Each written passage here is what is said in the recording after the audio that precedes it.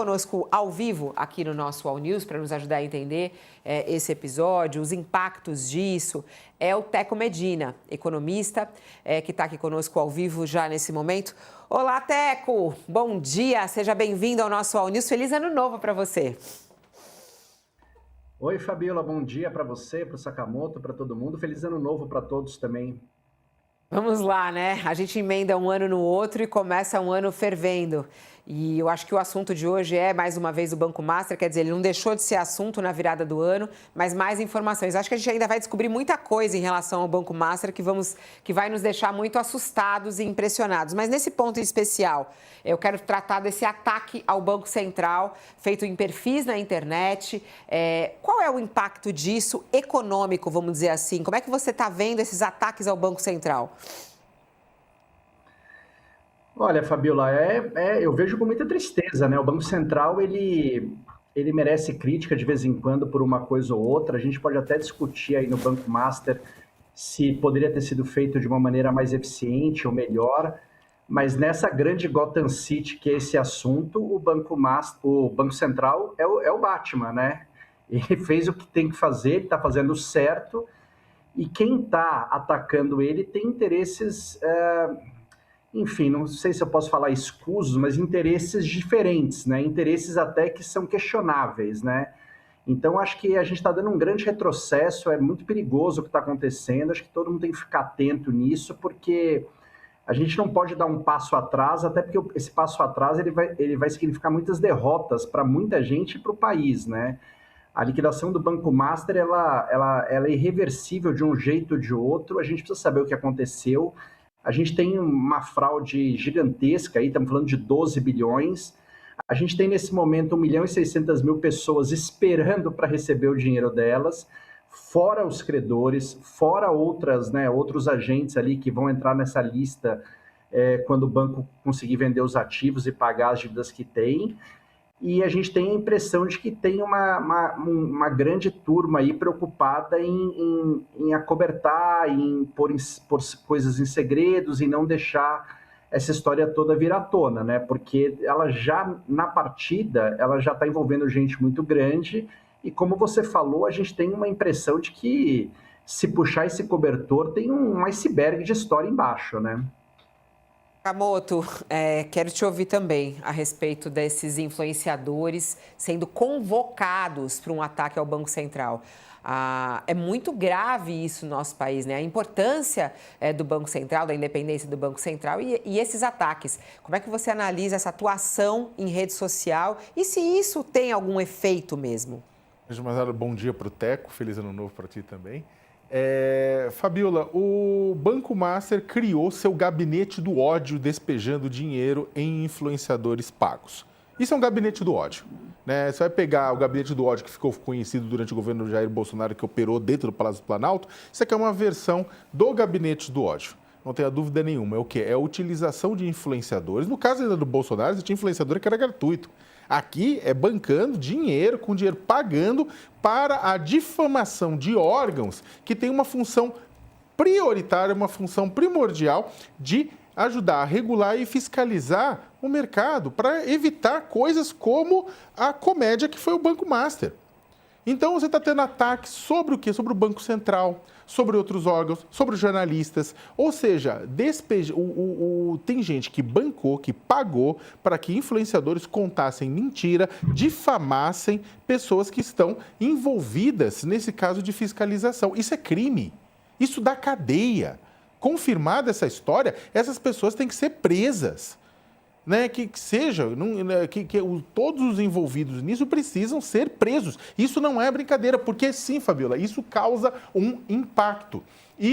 Mas era conta de fofoca. Estamos falando de contas, dei uma olhada, são contas com um grande potencial de replicar aquela informação. E aí tem um ponto interessante, quando a conta no Instagram, em rede social, no TikTok, ela é leve, ela trata as coisas com brincadeira, ela tem um poder ainda maior de fazer com que a determinada informação atinja o seu alvo, atinja a sociedade, que começa a difundir aquilo como se fosse algo engraçado. Só que você está falando de diretores, está falando de atores fundamentais no processo que acabam sendo difamados em cima de mentira e mentira paga. Repito, isso é crime. Isso é crime. E eu concordo totalmente com o Teco. Como sempre falo aqui, se a delação do Mauro Cid atingiu Bolsonaro e generais, derrubou Bolsonaro e generais, a delação do Banco Master, se feita direitinho, se o Vorcaro começa a piar e cantar alto, você derruba parte do sistema.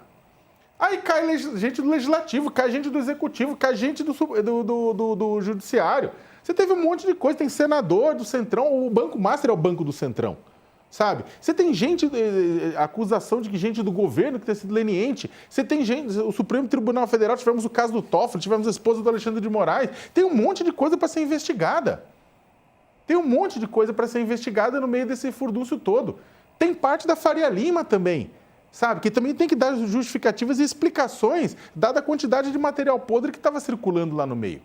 Então, ligado ao Banco Master. Então é o seguinte, é uma delação que seria uma delação do fim do mundo, literalmente, né? Então, tem muita gente desesperada, Fabiola. A questão é quem pagou para os influenciadores atacarem e desmoralizarem isso. Agora, está em curso um processo de desmoralização. Você viu as ações do Toffoli inexplicáveis ou explicáveis demais. Depois, agora, Tribunal de Contas da União, vindo para cima também do Banco Central, né? E agora os influenciadores. Daqui a pouquinho a gente vai ter o Walter Mairovich para falar do ponto de vista jurídico em relação a essas investigações, desses perfis, desses influenciadores, o que eles podem, inclusive, responder criminalmente, além, claro, também da atuação do Tribunal de Contas da União. Mas, como a gente está com o economista aqui, o Teco Medina, eu quero falar do ponto de vista econômico, inclusive, né? Quando a gente olha, de repente, uma vulnerabilidade do Banco Central ou não, né? Como é que você vê a questão do sistema financeiro como um todo, Teco, nesse caso do Banco Master? Hoje, a nossa fotografia em relação ao Banco Central, como que ela está? Olha, Fabiola, para quem está dentro desse sistema financeiro, acho que o Banco Central tá muito bem na foto, assim, de todas as maneiras, todo mundo acredita que ele fez o que tinha que ser feito e está fazendo o que tinha que ser feito. De novo, né, a discussão, havia essa discussão há muito tempo se não deveria ter sido feito um pouco antes. Por que demorou? Poderia ter sido feito 2, 3 meses antes, poderia ter tido algum alerta. Essa discussão eu acho justa que se tem até para melhorar daqui para frente. Em termos de fotografia geral para o país, isso é muito ruim, né? Você ficar atacando uma instituição do tamanho do Banco Central, da importância do Banco Central, você colocando uma luz ali sobre se o ambiente de negócio no país é sério, né? Quer dizer, a gente tem um banco liquidado com uma fraude gigantesca, com um monte de coisa aí que você olha e fala, isso aqui não está cheirando bem, e você vê o judiciário, o legislativo, você vê ali uma campanha para salvar, para dizer que não é bem isso. Então, como é que é isso? Um banco pode fazer uma fraude desse tamanho e voltar a operar? É essa a ideia? Ou a ideia é de que quando tem um problema que atinge gente que é muito importante aí no sistema, isso aí não pode ser divulgado, não pode ser apurado? Isso é uma mancha para o país, para quem quer fazer negócio com o país, para quem quer trabalhar no Brasil e com o Brasil, né? É por isso que também, sobre essa outra ótica, é importante que as instituições, que outras instituições, algumas como têm sido feitas, né? Febraban, os bancos têm defendido o papel do Banco Central. É importante defender o Banco Central, primeiro porque ele está certo nessa história. Depois porque é importante para o país que fique claro que tem regra do jogo, que tem gente que fiscaliza e quando alguma coisa está errado, quem fez alguma coisa errada, de certa maneira, é punido, né? Porque senão isso aqui vira uma terra sem lei, vira um grande bang-bang, um grande faroeste, que é o que está parecendo que o TCU, nessa última semana, tem tentado transformar um grande faroeste, onde não há regra, onde quem atira primeiro atira, quem morreu não morreu, quem caiu não caiu, a gente vai dar um jeito de manter esse filme rodando. Então é muito ruim para todo mundo, de todas as maneiras, essa história está ficando, ela já é ruim desde antes do Banco Master ser liquidado, mas ela está ficando cada dia pior, né? E isso traz essa insegurança econômica e jurídica, e é nesse ponto que eu quero, inclusive, falar agora. Vou levantar aqui para falar com ele, receber o nosso professor Walter Mairovich. Vai estar todo mundo em casa aqui, ó. Eles dois que são colunistas da CBN também. Olá, professor Mairovich, bom dia. Fabiola, bom dia. Sakamoto, Teco, tudo bem?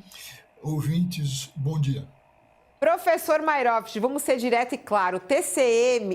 O Tribunal de Contas da União, o TCU, pode se meter nessa história? Tem poder de investigar o Banco Central? Como é que o senhor está vendo aí essa interferência do Tribunal de Contas da União?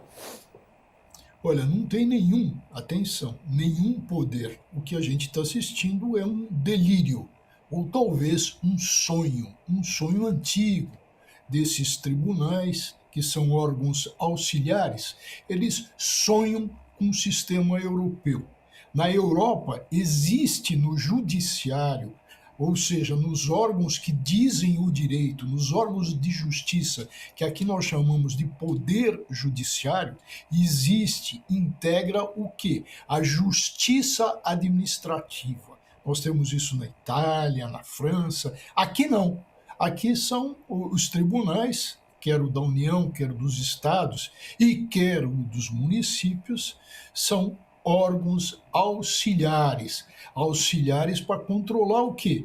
Contas, para fazer um controle externo de auxílio. Então, por exemplo, esse ministro relator que vem sendo apontado, esse Jesus, tem nada a ver com a epifania de ontem, né? Esse Jesus, de repente, ele está se sentindo um juiz de corte administrativa judiciária europeia. Não, o que ele está fazendo é uma paspalhice, é um show, mas um show que dá para ver bem o que ele quer.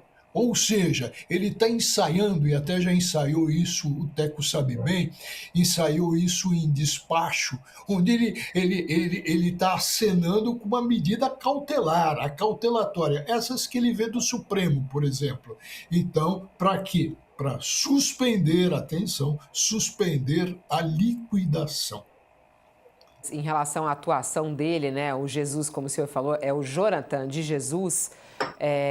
A reportagem da Daniela Lima, nossa colunista aqui, fala justamente a respeito disso, de que a atuação dele, desse relator do Master no Tribunal de Contas da União, está alarmando integrantes do Supremo Tribunal Federal e até mesmo do governo Lula. Há muita surpresa em relação a essa atuação. A ofensiva do relator do caso Master no TCU, o Jonathan de Jesus, começou a alarmar integrantes da própria corte, é o que diz a Dani, técnicos da auditoria e até mesmo o Palácio do Planalto. O que um deles disse, aliado do ministro, disse, olha, o problema é que todo mundo precisa aprender a entender onde termina a coragem e onde começa o ridículo nessa história.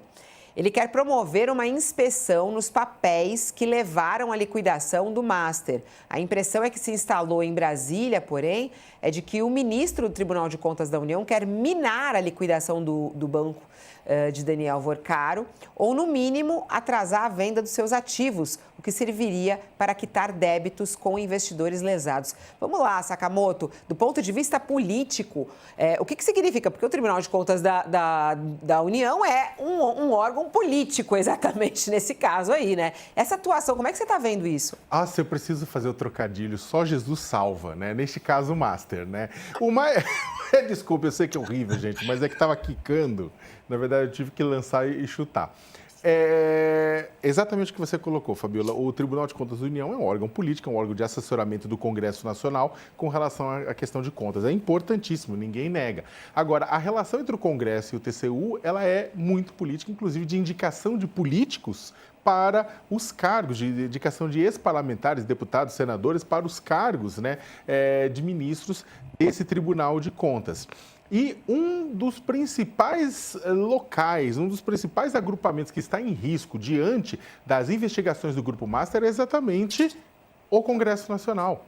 A gente tem, como eu comentei há pouco, o Banco Master era o Banco do Centrão. Havia uma relação muito forte, com nomes fortíssimos do Centrão ligado ao Master. Você tem o próprio senador Ciro Nogueira, que foi uma pessoa fundamental na defesa do Banco Master no Congresso Nacional e na tentativa de venda do Banco Master para o Banco de Brasília, empurrando, né, papel podre e tentando esconder outros acordos podres que tinham sido realizados entre as duas instituições através dessa venda. Não só governadores, um monte de gente, mas você tem a classe política de olho e morrendo de medo. Não só a política, né? A própria justiça, a gente tem visto gente também envolvida no meio desse processo todo, indicando envolvimento aqui e ali. Então, o que acontece? Primeiro, a gente viu ações extremamente questionáveis, para dizer o mínimo, do ministro Dias Toffoli contra o Master. Há toda a discussão, e precisa ser discutido, ele precisa prestar contas, precisa dizer o que acontece, precisa aprovar código de ética no envolvimento da esposa do ministro Alexandre de Moraes, que tinha um contrato multimilionário com o Master, e depois eventuais ações de lobby. Isso aí precisa ser deixado claro, mas é que, na proporção, vocês não têm ideia do que foi a ação do Dias Toffoli. O Toffoli agiu de uma forma que todo mundo, na corte, inclusive no Supremo, falou, gente, para. Sabe, ele foi muito além. Ele agiu, de fato, para tentar acabar criando problemas para o curso, né, do que a gente viu. Então, agora isso foi substituído, sai o STF, entra o TCU, né, com o Jonatas de Jesus. Né, e essa possibilidade que ele deu, inclusive, de suspender, dar uma cautelar para impedir a venda de bens do Master, de patrimônio do Master, que poderia ser usado, que deve ser usado para bancar os prejuízos deixados para investidores que não foram cobertos pelo Fundo Garantidor de Crédito, dos 250 pila. Né? Vamos lembrar que hoje tem uma matéria importantíssima da Natália Portinari, da Amanda Rossi, do Pedro Canário, aqui no UOL, que a gente comentou sobre ela, falando do quê? Falando das mansões, dos bens, de todo o produto de superluxo que foi amealhado pelo Daniel Vorcaro, em nome dele, ou de empresas relacionadas a ele, da qual ele tem usufruto e é beneficiário, né, nesse processo que o Master já estava podre caindo de velho. E aí, como eu comentei, do pessoal que seria beneficiado com venda de patrimônio, de tudo isso mais, é o próprio os fundos de pensão de trabalhadores, servidores públicos do Rio de Janeiro, do Amapá, de São Roque, de uma série de lugares, que ficaram a ver navios. No Rio de Janeiro foram 1 bilhão, no Amapá 400 milhões, que compraram papel podre do Master. Então, o que acontece? Tudo isso atrapalha não apenas o desenrolar da história, o desenrolar da investigação, atrapalha a tentar garantir, reduzir o prejuízo de quem se lascou acreditando no Master, mas protege muito político, protege a classe política que está morrendo de medo do que pode vir a seguir. Vamos lá, Teco, essa atuação do Tribunal de Contas em relação ao Banco Master, o que isso também traz de impacto? E a gente está vendo aí essas ilegalidades acontecendo, né? O que isso traz em relação ao Banco Central, né? O que isso traz de impacto econômico? Fabiola, só fazer uma consideração que eu acho importante aqui, né? A cereja do bolo dessa história toda, que é inacreditável, é que vamos imaginar que consiga se reverter essa liquidação, né? Vamos imaginar que na sexta-feira à tarde se revertesse essa liquidação, você tem um fim de semana e o Banco Master reabra na segunda-feira. O que o TCU acha que vai acontecer com o Banco Master? O que aconteceria na segunda-feira, né? Não tem a menor... O banco seria liquidado na quarta, provavelmente, de novo, né? Porque depois de tudo que se sabe, de tudo que está acontecendo, quem é que depositaria dinheiro? Quem é que compraria um título? Quem é que rolaria uma dívida? Quem é que iria trabalhar? Quem é que emprestaria dinheiro? Quem é que faria um contrato de aluguel? Como é que essa história continuaria, entende? Assim, ela não tem a menor chance de melhorar, ela só pioraria dali em diante, né? O problema só cresceria, né? Que é exatamente uma das funções da liquidação, é você interromper fraudes, problemas e afins e tentar minimizar essa história, né? Você vender os ativos, tentar pagar o maior número de pessoas para que a coisa não fique tão horrorosa quanto provavelmente ficará. Mas se você revertesse a liquidação, você não só não pararia o problema, como ele daqui a um mês estaria maior. Né? O Banco Central acertou, né, Teco? Não há dúvida que acertou, Fabiola. Eu pessoalmente acho que se o Banco Central fizesse ali uma reunião entre os técnicos, talvez se discutisse se isso não deveria ter acontecido um pouco antes, né? Um pouco antes em várias etapas, né? O primeiro alerta, eu acho que não precisaria ter acontecido, porque todo mundo já sabia que tinha alguma coisa estranha acontecendo. E do primeiro alerta até a liquidação, foi-se ali uns 3 ou 4 meses de quando já começou a se emprestar dinheiro ali para o Banco Master rolar essas dívidas mês a mês, né? Demorou uns 3 ou 4 meses, eu tenho um pouco de dúvida se eram necessários esses 3 ou 4 meses, porque já se sabia ali que daquele ponto em diante não seria mais possível nada. Agora, não há dúvida de que ele fez o que deveria ser feito e que o Banco Master está envolvido em um monte de coisas que não deveria, produtos, fraudes, negociatas. A discussão é justa, poderia ter sido feito um pouco antes? Não. Deixaram ficar o problema grande demais? Talvez, aliás, certamente, né? Se você pegar que é 1/3 do FGC, um banco que não tem relevância nenhuma para o sistema financeiro, é claro que ficou grande demais, é claro que tem que apertar esse cerco, tem que se, enfim, ter mais rapidez e um monte de análise, mas o fato de terem liquidado o banco, pelo amor de Deus, não havia outra solução. A gente já estava falando de fraude, né? Já descobriram fraude ali no sistema. Você não pode deixar uma instituição financeira que está cometendo uma fraude do tamanho da que já foi descoberta continuar operando. Isso é muito complicado. Fala, professor Mairovich, quer falar alguma coisa a respeito dessa atuação do Tribunal de Contas da União e o quanto isso está já tendo uma repercussão no próprio Supremo Tribunal Federal e no governo Lula? Eu queria, sim, Fabiola, pegando aqui uma carona naquilo que bem colocou o Teco Medina. É o seguinte, vamos imaginar que tivesse um jeito da gente acionar por celular o banqueiro da máfia e todo aquele pessoal do Vaticano. O que eles iriam dizer ao Teco Medina? Que tem um outro lado da medalha, não é reabrir o banco e ele, como bem disse o Teco, fecharia aí em 2 dias, vamos exagerar. O que esse pessoal diria ao Teco? Teco, eles diriam certamente, eu tenho livros sobre isso, tá? Um Café com o Banqueiro da Máfia, por exemplo, um dos clássicos conhecidos na Itália. O que ele diria?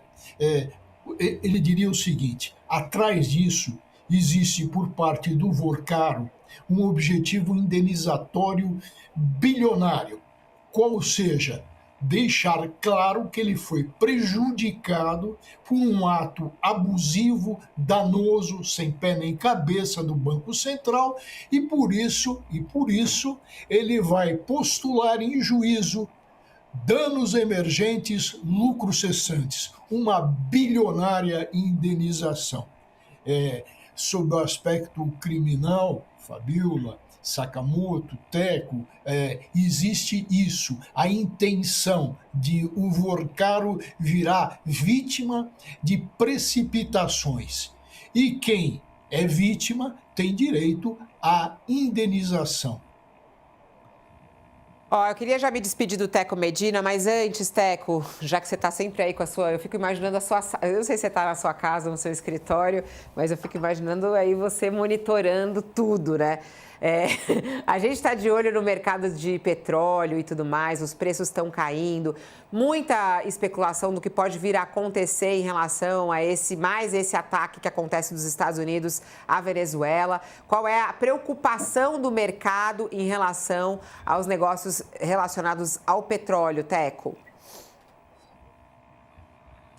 Olha, Fabiola, eu confesso que achei que o mercado financeiro praticamente ignorou esse assunto a semana toda, né? Se a gente olhar os fechamentos dos mercados na segunda-feira e na terça, inclusive, é como se esse assunto fosse um não assunto.